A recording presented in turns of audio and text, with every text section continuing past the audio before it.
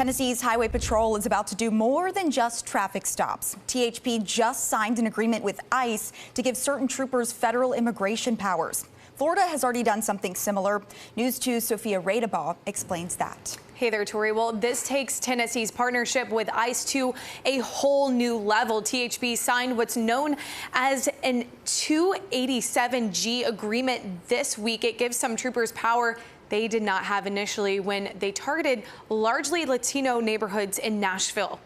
Tennessee state troopers pulled over one car after another in South Nashville earlier this month, while ICE agents followed along. All evidence tends to point towards the fact that they racially and ethnically profiled individuals. They did not target someone based off of color or race. They pulled people over because they violated the law through a traffic stop. THP claimed it pulled over people who violated traffic laws, while ICE agents handled people without valid license or IDs. ICE took nearly 200 people.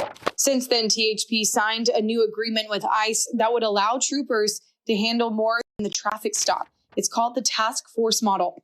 According to a contract template, troopers who receive training would be allowed to interrogate, quote, any alien or person believed to be an alien about their right to remain in the country.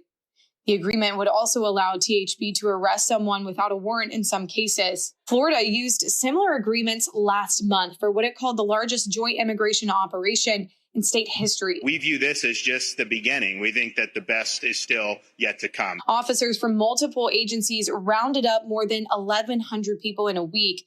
The feds claimed they caught a documented member of MS-13 and a Russian national with an Interpol red notice. They said more than half of the people arrested were either convicts or suspected in a crime. Will we see these kinds of massive operations in other states?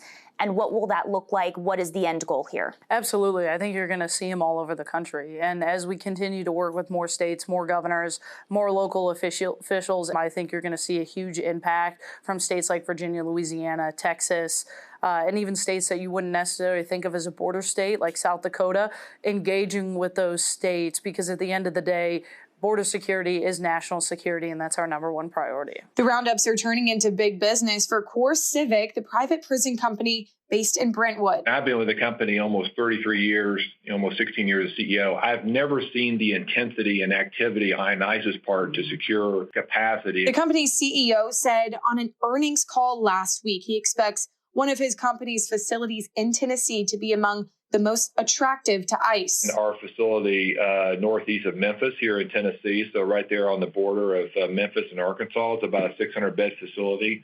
And I think ICE would find that very attractive just because of proximity to Memphis and obviously the transportation hub there with I-40 going through Memphis. Well, a spokesperson for Tennessee Highway Patrol just told us their partnership with ICE helps them better identify people here illegally who have committed crimes. They said troopers will focus on people who pose real threats. Tori?